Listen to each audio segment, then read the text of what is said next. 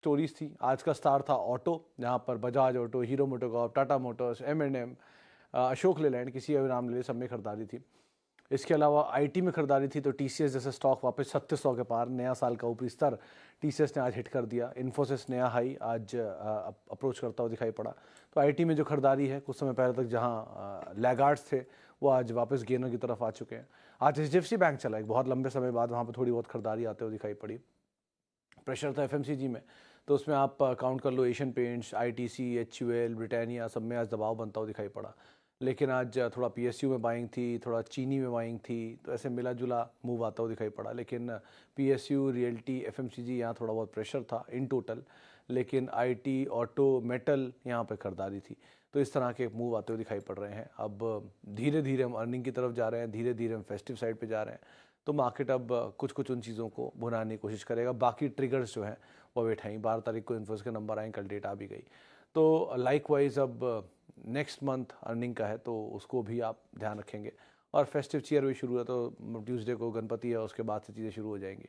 So accordingly यहाँ पर अब आपको कॉल लेनी होगी। लेकिन मार्केट में अभी तो तेज़ी है, जानकार मान रहे हैं 20,250 के टारगेट थे, तो 200 तो आज ही हो गया। और 20,000 का एक स्टॉप लॉस सो फार आप मेंटेन करके लॉन्ग जा सकते हैं। कुछ जानकार मान रहे हैं कि बैंक निफ्टी में तेज़ी बढ़ी रहेगी, तो बैंक निफ्टी के ऊपर आप खास नज़र रखिएगा। फ्रंट लाइन इंडेक्स से कंपैरिजन में वहाँ पर शायद ज़्यादा बड़ा अप मूव आता हुआ दिखाई पड़ सकता है। चलिए सवाल जवाब का सिलसिला शुरू कर लेते हैं और बातचीत कर लेते हैं कुछ सवालों को लेकर भी, जहाँ पर फेसबुक और यूट्यूब दोनों के सवाल आएंगे। इन्फोसिस, घोषाल साहब, मतलब व्यू क्या आप, क्योंकि मेरे याददाश्त में तो आपके पास पुरानी खरीदारी है कि आप बहुत बार इस पर सवाल पहले पूछ चुके हैं। तो अगर आप इसमें बने हुए हैं तो आप बने ही रहेंगे, कुछ मत करिए, अभी भी होल्ड करिए अगर लॉन्ग टर्म इन्वेस्टर है तो। और अगर शॉर्ट टर्म इन्वेस्टर हैं तो बायबैक प्राइस के अराउंड थोड़ी बहुत पोजीशन हल्की करिएगा, अगर आप शॉर्ट टर्म इन्वेस्टर हैं तो। लॉन्ग टर्म है तो फिर कोई दिक्कत नहीं है, आराम से बने रहिए। आपके भाव के नीचे है तो और ऐड कर लीजिए, सिंपल।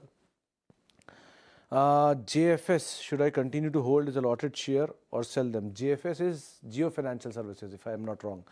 अगर आपको अलॉटमेंट के शेयर है तो आपकी खरीदारी की भाव होगी 272 रुपये के आसपास कहीं होना चाहिए। वहीं उस दिन हाई बनाया था उसने 260-62 पे। सर फ्री का शेयर है तो आप रखो, पहली चीज़। रिलायंस इंडस्ट्रीज़ का पर्टिकुलरली ये एक पैटर्न रहा है कि उसने कभी इन्वेस्टर्स को लॉस नहीं दिया है, उसने लॉस ट्रेडर्स को दिया है। तो आप अगर इन्वेस्टर हैं तो आपको लॉस नहीं होगा रिलायंस से। 32% की CAGR कंपनी खुद मेंशन करती है IPO से लेकर आज तक। ये मैं नहीं कह रहा, कंपनी की प्रेजेंटेशन में आप वहीं चेक कर लो। 16-17%, 20% उनकी CAGR रहती है पिछले 20 सालों में। Reliance is the only company जिसने शायद पिछले 2015 से लेके 2023 तक 8 सालों में कोई भी एक साल कैलेंडर ईयर में लॉस नहीं दिया। तो आराम से आप होल्ड कर सकते हो वन रिलायंस के केस में, जियो फाइनेंशियल को भी ईजिली। नंबर आने लग जाएंगे, इन्वेस्टर आने लग जाएंगे, सिचुएशन अपने आप ही पलट जाएगी। इक्विटी बेस बड़ा है इसलिए स्लो चलेगा, लेकिन ठीक कंपनी है, आराम से आप होल्ड करो। अब आपका दूसरा सवाल, SRF versus Pidilite, which is better for long term? My understanding से इज पीडीलाइट एनी डे, क्योंकि वो कंज्यूमर डिस्क्रिशनरी स्पेंडिंग के ऊपर डिपेंड करता है। और प्लस उनका बहुत डाइवर्सिफाइड फील्ड है, प्लस वो एक्विजिशन भी बहुत अच्छे अच्छे कर रहे हैं नए। एरलडाइट किया था, उसके बाद एक और एक्विजिशन किया उन्होंने। और उनकी जो बैंडविड्थ है बहुत बड़ी है, कंस्ट्रक्शन इक्विपमेंट से लेके घरों से लेके स्टेशनरी तक, इस तरह के प्रोडक्ट्स में वो बेसिकली डील करते हैं। एडहेसिव्स का मार्केट शेयर डोमिनेंट है, कोई उनके सामने दूर दूर तक नहीं खड़ा। 2 प्लेयर और भी आते हैं, एक जुबलेंट आता है जीवन जोड़ के ज़रिए, और एक एस्टर आता है, लेकिन ये दोनों कहीं भी अभी तक पीडीलाइट के सामने नहीं खड़े हैं। सो बेटर यही है कि आप इसको देखें। प्राइसिंग पे बहुत कुछ डिपेंड करता है, कहीं आपको नीचे के दाम पे मिल जाए SRF तो आप वहाँ एंटर कर सकते हो, लेकिन अभी तो सेम रेंज में घूम रहा है। तो आप, क्वालिटी दोनों है, बट इन दोनों में at least Pidilite is better. Okay, आगे बढ़ते हैं। टाटा केमिकल पे एंट्री, टाटा केमिकल पे अरुचि आप एंट्री कर सकते हो, मतलब it's not a bad stock, लेकिन वो रिसेंटली चला है थोड़ा सा। केमिकल पे कल भी यही बात हुई थी कि 100 रुपये का शेयर टूट के 40 आया और 40 से बढ़ के 55 घूम रहा है। तो वो ऐसी जगह पर आ गई जहाँ पे आपके पास रिस्क कम है, लेकिन रिस्क है। जैसे अगर यही 45 होता तो रिस्क बिल्कुल मिनिमम होता, लेकिन वो 45 नहीं है 55 हो गया, तो 15 रुपये का रिस्क यहाँ है, लेकिन अपसाइड भी है इसमें। सो टाटा केमिकल, अतुल, आरती, इनग्रेविया, सुदर्शन, लक्ष्मी ऑर्गेनिक्स, ये सब वो नाम है जहाँ पर एंटर किया जा सकता है, but with a stop loss 1 और 2 for momentum few and for long term few. Atul long term, Tata chemical long term, SRF long term, Deepak long term, even Jubilant Ingrevia भी आप मीडियम टर्म ही मान के चलो, वो भी लॉन्ग टर्म नहीं है जब तक उसके नंबर उस तरह के सब्सटेंशियली ग्रोथ ना पकड़ लें। तो अभी के लिए इनको आप वैसे आधार मानो, बाकी लॉन्ग टर्म वाले अपने आप ही बता देते हैं कुछ टाइम बाद कि वो लॉन्ग टर्म क्यों है। सो एज ऑफ नाउ थोड़ा बहुत एंटर कर सकते हो। Tata chemical is long term obviously, लेकिन कहीं मिलता रहे नीचे तो ज़्यादा फेवरेबल सिचुएशन होगी। तो यहाँ स्टॉप लॉस की बजाय यहाँ आप थोड़ा नीचे एसआईपी करते रहना जितना जितना आपको नीचे मिलता रहे। Andrew Yule, avoid sir, avoid. Shravan ji, ये बहुत पुराना दुखदाई स्टॉक रहा है एक समय पर। आज तो सब कुछ चल रहा है इसलिए कुछ नहीं बोल सकता। आज तो एमटीएनएल भी चल रहा है, आज तो एमएमटीसी भी चल रहा है जिसने लॉस से प्रॉफिट नहीं दिया कभी पिछले 7, 1, 8, 10, 12 क्वार्टर में। एसटीसी चल रहा है जिसने पिछले 4 साल में एक जीरो रेवेन्यू नहीं दिया। प्रॉफिट तो बहुत दूर गया, रेवेन्यू तक नहीं है उसका तो, लेकिन वो भी चल रहा है। तो इस समय तो पीएसयू में कुछ भी चल रहा है, लेकिन Andrew Yule, MMTC, even STC, MTNL, ज़रा इनसे ज़रा बच के रहना सर। ये सब वो वन डे वंडर है, इनमें चलेंगे तो चांद तक, नहीं चलेंगे तो रात तक वाली हालत है। तो आप ज़रा ध्यान रखना, ये जब फंस गए इनमें तो बहुत बुरी तरह फंसोगे। सो आप मोमेंटम चेस करना जानते हो, आपको पता ही कहाँ निकलना है। मार्केट में सबसे important is not entry, it's exit. यहाँ दरवाज़ा एग्जिट का एक है, एंट्री के ढेर हैं। तो आपको देखना है कि आप एग्जिट कर पाए हो कि नहीं कर पाओगे। अगर आप एग्जिट कर पाओगे, you are smart enough, it is a wonderful stock for you. But अगर आपको एग्जिट नहीं करना आता है तो सर ये मत पढ़ो। मैं कैपिटल बचाने पे हमेशा फोकस करता हूँ, तो कैपिटल बचा पाओ तो बहुत अच्छे अच्छे ऑप्शन है, उनमें चले जाओ इंस्टेड ऑफ दिस। ओके, आगे बढ़ते हैं। और can we average Wipro, Biocon, Indus and Rain? काफ़ी टाइम से स्टॉक हो रखे हैं सर। बायोकॉन तो चला है, मेरे ख्याल से बहुत ऊपर की आपकी एवरेज होगी, ले सकते हो बायोकॉन। विप्रो भी कर सकते हो, इंडस 160 के आसपास करना, और रेन भी किया जा सकता है। बट इन सब में सबसे फेवरेबल पोजीशन तो बायोकॉन की है सो फार। लेकिन अगेन महंगे साइड पर है बायोकॉन अभी भी। बट ठीक है, आप क्योंकि ऊपर के लेवल में फंसे हो तो यही तरीके हैं, आप थोड़ा थोड़ा एक्सिट एवरेज करके ऊपर निकल सकते हो। इंस्टेड आप कुछ अच्छे ऑप्शन ढूंढना चाहो तो फार्मा में एक बार को लुपिन इज़ बेटर, मतलब Biocon is better, even सिंजर is better, तो आप उसमें भी जा सकते हो। और रही बात आईटी में, तो ये टीसीएस वॉज बेटर, थोड़े दिन पहले तक वो चल गया। अब आप बोलोगे क्या ही चला है, 3000 के शेयर 3600 ही तो आया खाली, नहीं 20% होता है सर वो। लेकिन फिर भी आप टीसीएस एक बार को देख सकते हो, इन्फोसिस देख सकते हो, HCL and Tech Mahindra is again good, Wipro is again fairly good. But अगर आप कोई नया एग्जिट ढूंढ रहे हो तो उसमें भी पोजिशन देख सकते हो। बट ठीक है, आप एवरेज करना चाहते हो कर सकते हो, ऐसी कोई दिक्कत नहीं। रेन में बस याद रखना कि ये कमोडिटी बेस्ड साइकिल में चलता है, तो जैसी साइकिल दोबारा रिवाइव होती है तब चलेगा। तो इसमें जब पैसा बनता है तो बहुत अच्छा बनता है, सबको लगता है कि ये हमेशा ही रहेगा, तब आमतौर पर ऐसा होता नहीं है। तो ज़रा ध्यान रखिएगा उस चीज़ का। पॉलीप्लेक्स पे मनीष मेरे ख्याल से एवरेज कर सकते हो आप, 1800 पे आपकी बाइंग है, और ये अभी 1400, 1450 था मेरे ख्याल से लास्ट। यूजुअली लो ट्रैक्ड स्टॉक है, नंबर भी लास्ट क्वार्टर के थोड़े ऐसे डीले से ही थे। लेकिन इसमें एक अच्छी चीज़ क्या है कि इसमें खोने के लिए बहुत कुछ नहीं है, बॉटम के आसपास से स्टॉक ऑलरेडी खड़ा है। तो 10 हैं, आप डबल कर सकते हो अपनी क्वांटिटी यहाँ थोड़ी बहुत। रिस्क ज़रूर है, लेकिन ठीक है, साल के लो का एक स्टॉप लॉस लेके आप पोजीशन को डबल कर सकते हो। तो अगर मोमेंटम वापस कैप्चर किया और वैल्यू आइडेंटिफाई कर ली बाजार ने, क्योंकि सेक्टर पे आमतौर पे बाजार का नज़र नहीं पड़ रहा है, तो ज़रा सा भी अगर सेक्टर पे मूव आ गया तो एक बार को चल जाएगा। लेकिन हाँ, थोड़ा आप स्टॉप लॉस अपना साल के लो के आसपास रखना।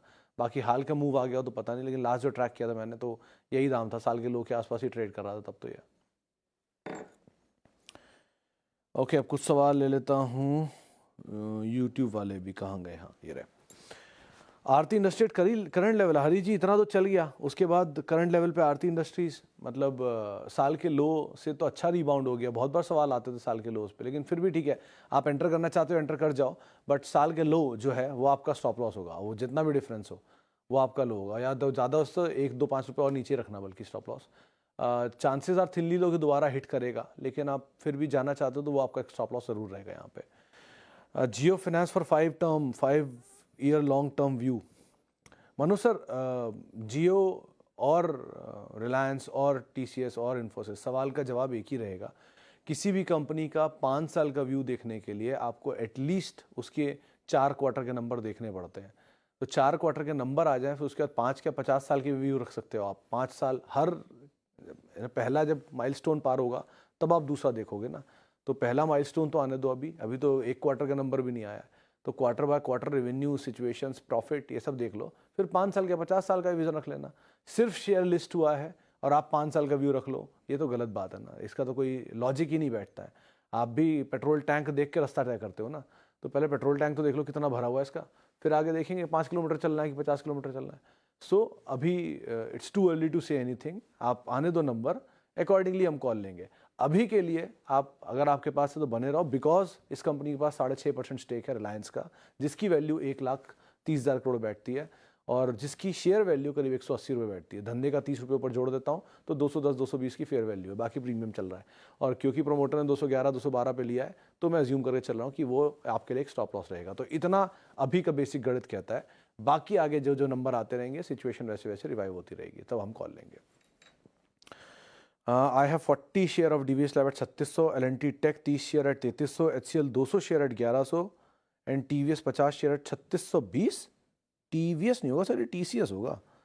तो TCS तो आपकी कॉस्ट के आसपास आ गया, आपको नीचे और एवरेज करना चाहिए, कहीं आपको दोबारा दाम दिख जाए 3300, 3400, 3200, आप और इसमें खरीदारी कर सकते हैं। 1 L&T Tech आप होल्ड करेंगे, कुछ मत करिए। री रेटिंग की पॉसिबिलिटीज इसकी 1 साल बाद होनी चाहिए, क्योंकि ये निफ्टी का स्टॉक तो है ही, प्लस अर्निंग इंटीग्रेट होने के बाद आनी शुरू हो जाएगी L&T, इन्फोटेक और माइंडट्री की, तो वो इम्पैक्ट आपको अगले साल से पूरा दिखेगा, तो वो ज़्यादा बेटर तरह की, तब आपको समझ में आएगी। DBS Lab का कॉल आपका सही है, 3600 पे कहीं नीचे मिल जाए तो आप और ऐड भी कर लो, कोई दिक्कत नहीं है इसके अंदर। और लास्टली HCL भी आपने सही दाम पे लेके रखा हुआ है, ये आपके दाम से नीचे के चांसेस कम है, लेकिन अगर मिल जाए तो वहाँ पर भी आप ऐड कर सकते हो। 1060 इसके लिए या 1030 is the best zone to buy. अब एक अच्छी चीज़ जो आपको मैं कॉम्प्लीमेंट करूंगा कि आपने चारों जो स्टॉक्स हैं वो क्वालिटी लिए हैं, and stick to quality like this only. Return थोड़ा स्लो रह सकता है, 15%, 20% साल का मिलेगा, बट कंसिस्टेंट रह सकता है। अभी जो चल रहे हैं वो बुल मार्केट के स्टॉक हैं, उनका रिटर्न स्ट्रांग होता है लेकिन कंसिस्टेंट नहीं होता है। सो ये वो प्लेयर हैं जो T20 खेल रहे हैं। सो कंसिस्टेंट प्लेयर्स होते हैं जो स्लो एंड स्टेडी रहें लेकिन आराम आराम से आपको रिटर्न हर साल देते रहें। तो these are quality, you should stick to it. Thank you Ghosh साहब, थैंक यू। सर PSU में अगर first defence, second power, third railways हुआ है तो मेरे को ऐसा लग रहा था कि सितंबर IT का नाम होना चाहिए था, तो शुरू भी हो गया है। और IT में भी मैं लार्ज कैप पे ही बैठ किया था, 1 सितंबर को ये बात बोली थी कि IT में TCS चलना चाहिए, तब वो था 3200-3300 की रेंज में कहीं घूम रहा था, आज वो 3600 पहुंच गया। और अभी मुझे लग रहा है कि कोई मुझे हैरत नहीं होगी अगर आप 6 महीने साल भर बाद TCS का दाम 4000 प्लस देखें या करीब 4500 के आसपास दाम देखें आप इसके बायबैक का प्राइस। सो इसलिए मुझे पॉसिबिलिटी लगती है कि TCS लार्ज कैप में पार्टिसिपेट करना चाहिए इस क्वार्टर के नंबर्स के साथ साथ। प्लस कोई सेक्टर अगर अभी बचा रह गया है चलने के लिए तो शुगर नहीं है, क्योंकि शुगर में जब तक क्राइसिस एट पीक नहीं होगा तब तक शुगर का बॉटम नहीं बनेगा। तो अभी मेरे ख्याल से क्राइसिस एट पीक नहीं आया है शुगर का। क्राइसिस एट पीक जहाँ पर हो वो आपके लिए एक नियर टर्म बॉटम आप उसको मान के चल सकते हो। तो सो फार तो कहीं भी क्राइसिस नहीं दिख रहा है, हर तरफ कहते हैं पिंक स्टोरीज एट पीक है, तो अभी कुछ भी कहना मुश्किल है। बट कंज्यूमर ड्यूरेबल एक बार को आप ध्यान रखना, एंड फेस्टिव रिलेटेड स्टॉक्स के ऊपर आप नज़र रखोगे, वो जितने टेक्सटाइल्स हैं, ये मान्यवर हैं एंड ऑल टाइप की कंपनियां हैं, इनको आप ध्यान रखना है। एंड अगेन ये पोल्ट्री एंड ऑल ये थोड़े बहुत चल सकते हैं, लिकर थोड़ा बहुत चल सकता है, इनके ऊपर आप ज़रूर नज़र बना के रख सकते हो।